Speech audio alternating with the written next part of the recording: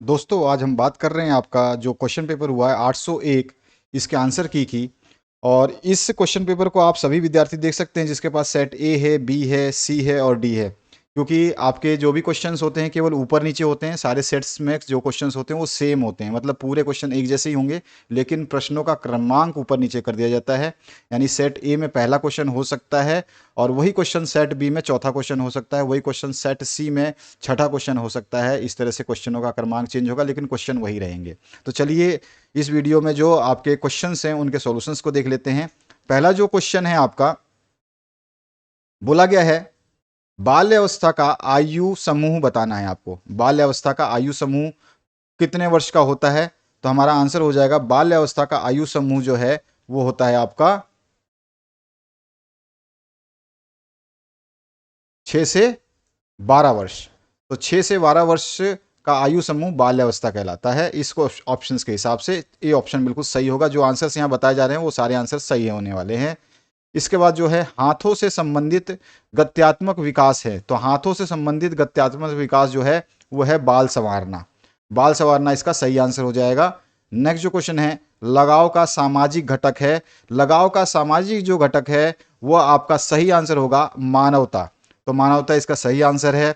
इसके बाद जो नेक्स्ट क्वेश्चन है, सामाजिक परिवर्तन का कारक है। सभी को बताया गया है, पिछले साल भी ये आया था। तो सामाजिक परिवर्तन का जो प्रमुख कारक है इसमें से आपको बताना है वो है आपका शिक्षा, यानी कि एजुकेशन। इसके बाद है राष्ट्रीय बाल अधिकार संरक्षण आयोग की स्थापना कब हुई? तो ये हुई थी सन 2007 में। तो ये 2007 सही हो जाएगा। इंग्लिश मीडियम के विद्यार्थियों के लिए भी मैंने यहाँ पे टिक कर दिया है और बाकी आप जो है क्वेश्चन के आंसर्स यहाँ से मैच कर सकते हैं। अब आइए नेक्स्ट क्वेश्चन की तरफ। इसमें पूछा गया है पियाजे के अनुसार पूर्व क्रियात्मक अवस्था खालिस्तान वर्ष होती है। तो पियाजे के अनुसार 2 से 7 वर्ष होती है। तो इसका आंसर हो जाएगा 2 से 7 वर्ष, 2 to 7 ईयर्स। इसके बाद में व्यक्तिगत भिन्नता खालिस्तान शिक्षा का एक सिद्धांत है। तो व्यक्तिगत भिन्नता जो है ये बाल शिक्षा का सिद्धांत है, यानी चाइल्ड एजुकेशन का सिद्धांत है।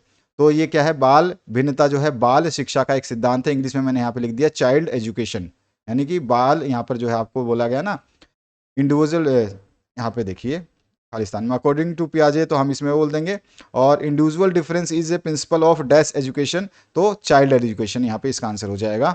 इसके बाद जो है आपका चित्र बनाना खालिस्तान गत्यात्मक कौशल है। तो हम इसको बोलेंगे drawing is a dash motor skill. तो हमारा आंसर हो जाएगा ड्राइंग जो है वो सूक्ष्म, यानी चित्र बनाना सूक्ष्म गत्यात्मक कौशल है। इंग्लिश में बोल देंगे drawing is a fine motor skill. यहाँ पे फाइन मैंने लिख दिया है। शिशु का बकलाना खालिस्तान संप्रेषण है।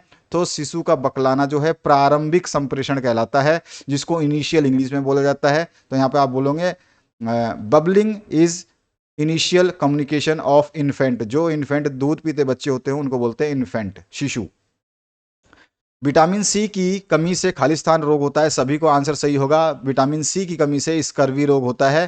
तो स्कर्वी जो है आप लिख देंगे। इंग्लिश में भी मैंने लिख दिया, हिंदी में भी लिख दिया। और जो क्वेश्चंस आपको कराए गए हैं, जो आपको नोट्स प्रोवाइड किए गए हैं और जो वन शॉट वीडियो दिया गया था उसमें से सारे क्वेश्चंस आ गए हैं। आपका कोई भी प्रश्न इस पूरे पेपर में नहीं छूटा है। यहाँ पर देखिए पहला क्वेश्चन जो पूछा गया, एक वाक्य में उत्तर दीजिए। समावेशी शिक्षा के लिए कोई एक विधि का नाम लिखिए। तो आप कोई भी एक विधि लिख सकते हैं। मैं एक सपोज करता हूँ विधि लिखता हूँ सहशिक्षण विधि। सहशिक्षण विधि यानी कि सभी को एक साथ पढ़ाना है, को टीचिंग मेथड समावेशी शिक्षा के लिए एक विधि का नाम है। गत्यात्मक कौशल के भागों के नाम लिखिए। तो गत्यात्मक कौशल के 2 भाग होते हैं, एक सूक्ष्म होता है और एक स्थूल होता है। तो आप अच्छी तरह से जानते हैं, तो हम लिख देंगे सूक्ष्म और स्थूल, जिसको एक फाइन और ग्रॉस मोटर स्किल बोलते हैं। अगला जो है सूक्ष्म गत्यात्मक विकास के उदाहरण लिखिए। तो बहुत सारे उदाहरण हैं, इसमें से 2 उदाहरण मैं बताऊंगा, एक लिखना और चित्र बनाना। ये 2 उदाहरण मैंने दे दिए। इसके बाद में सामाजिकरण की परिभाषा लिखिए। सामाजिकरण की जो आपका यहाँ पर बोला है ना, एक वाक्य में उत्तर दीजिए। तो छोटे छोटे ही आंसर आपको लिखने हैं। सामाजिकरण की किसी मनोवैज्ञानिक के अनुसार लिख सकते थे या अपनी मर्जी से, जो मैंने आपको शॉर्ट जो है क्वेश्चन के आंसर्स दिए थे और सामाजिकरण की परिभाषाएं दी थी उनमें से लिख सकते थे। सामाजिकरण की परिभाषा में मैंने लिखा है सामाजिकरण वह प्रक्रिया है जिससे व्यक्ति समाज के नियम और मूल्य को सीखता है। इसके बाद जो है नेक्स्ट क्वेश्चन, बाल श्रम का क्या अर्थ है लिखिए। तो हम लिख देंगे बाल श्रम वह है जो बच्चों से ऐसा कार्य कराना, यानी कि बाल श्रम का अर्थ है बच्चों से ऐसा कार्य कराना जो उनके बचपन और शिक्षा को हानि जो उनके बचपन और शिक्षा को छीन ले। ठीक है। बाल श्रम से यानी कि बाल श्रम का क्या अर्थ है, तो बाल श्रम का अर्थ है बच्चों से ऐसा कार्य कराना जो उनके बचपन और शिक्षा को छीन ले। इसके बाद जो नेक्स्ट क्वेश्चन है उसकी बात करते हैं। यहाँ पूछा गया आपसे किशोरावस्था की कोई दो विशेषताएं लिखिए। तो किशोरावस्था में कौन कौन सी चीजें देखने को मिलती है? एक तो शारीरिक परिवर्तन होता है किशोरावस्था में, और दूसरा जो है आत्म चेतना और पहचान की खोज जो है काफी ज्यादा इसकी विशेषताओं में आता है। तो ये दो विशेषताएं हैं। इसके अलावा बहुत सारी विशेषताएं मैंने किशोरावस्था की बताई है जो आप लिख सकते थे। इसके बाद जो नेक्स्ट क्वेश्चन पूछा गया है, स्थूल गति कौशल की दो विशेषताएं लिखिए। तो दो विशेषताएं आप आसानी से बता सकते हैं। पहला जो है बड़े मांसपेशियों का प्रयोग करना, ये पहली विशेषता हो गई। और दूसरी विशेषता मैंने बताई है चलने कूदने और दौड़ने में सहायक होता है। तो स्थूल गति कौशल की ये दो विशेषताएं मैंने लिखी हैं। आपने क्या लिखा है आप देख लीजिएगा। इसके बाद जो नेक्स्ट क्वेश्चन है, हकलाने के कोई दो कारण लिखिए। तो हकलाने का जो है पहला कारण अनुवांशिक है और दूसरा कारण जो है आपके मस्तिष्क में यानी मानसिक तनाव हो जाए या आघात यानी कि चोट लग जाए। इसके बाद जो नेक्स्ट क्वेश्चन है इसमें पूछा गया है मौखिक संप्रेषण क्या है? तो वह प्रक्रिया जिससे सूचना का आदान प्रदान बोल करके किया जाता है उसे मौखिक संप्रेषण कहते हैं। मौखिक मतलब मुंह से बोलना। वह प्रक्रिया जिससे सूचना का आदान प्रदान बोल करके किया जाता है वह मौखिक संप्रेषण होता है। इसके बाद जो नेक्स्ट क्वेश्चन है, पृथक्करण के रूपों को लिखिए। तो पृथक्करण के रूपों को आपको लिखना है, तो इसका क्या आंसर हो जाएगा? हम बोलेंगे सामाजिक पारिवारिक पृथक्करण, सामाजिक पृथक्करण है, शैक्षणिक पृथक्करण या शैक्षिक पृथक्करण, और उसके अलावा जो है भावनात्मक पृथक्करण। तो आप में से ये चार आंसर लिख देते तो आपका 2 नंबर मिल जाता। बाल शोषण का क्या अर्थ है? तो आप सभी को पता है बाल शोषण का क्या अर्थ होता है, राइट। नेक्स्ट जो क्वेश्चन आपसे पूछा गया है, बाल शोषण आप जानते हैं, मैंने बताया था अभी अभी आपका बाल शोषण क्या होता है, तो आप बाल शोषण लिख सकते हैं। इसके बाद नेक्स्ट जो आप क्वेश्चन करेंगे उसकी बात करते हैं। इसमें बोल रहा है खेलों की विशेषताएं लिखिए। तो बाल शोषण भी आप जानते हैं, मैंने आपको कई बार बताया कि बाल शोषण क्या होता है, ठीक है। तो बाल शोषण का आप बता सकते हो। इसके बाद जो नेक्स्ट क्वेश्चन है उसकी बात कर लेते हैं। अगर आप छोटी सी डेफिनेशन लिखना चाहते बाल शोषण का, तो आप लिख सकते थे बाल शोषण का अर्थ है बच्चों के साथ शारीरिक मानसिक या भावनात्मक रूप से दुर्व्यवहार करना। बाल शोषण का सिंपल सा डेफिनेशन अगर आप लिखना चाहते तो लिख सकते थे बाल शोषण का अर्थ है बच्चों के साथ शारीरिक मानसिक या भावनात्मक रूप से दुर्व्यवहार करना बाल शोषण कहलाता है। इसके बाद जो नेक्स्ट क्वेश्चन आपसे पूछा गया है, खेलों की विशेषताएं लिखिए। तो खेल जो है वो क्या करते हैं? आत्मनिर्भरता जागृत करते हैं।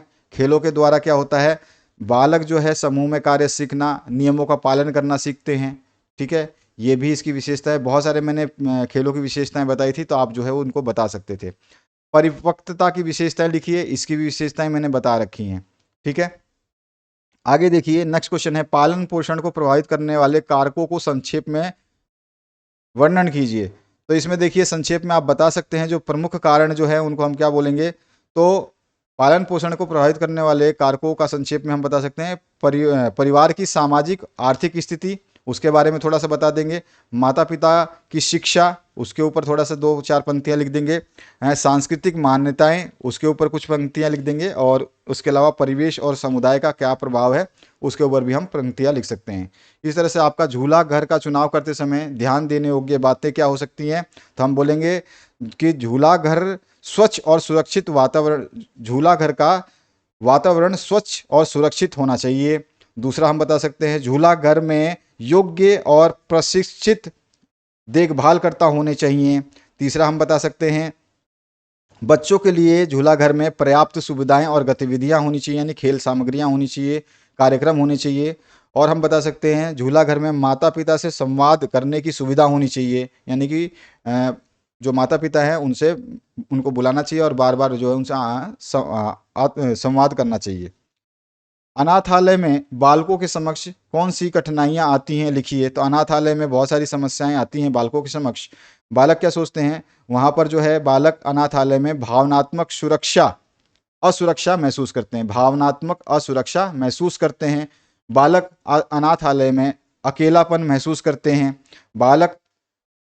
बालकों की जो शिक्षा है और पोषण है उसमें बहुत ही अधिक कमी देखी जाती है अनाथालय में। अनाथालय में बालकों में सामाजिक भेदभाव भी देखा जाता है और बालकों में आत्मविश्वास कमी भी देखी जाती है। तो इस तरह से आप बता सकते हैं।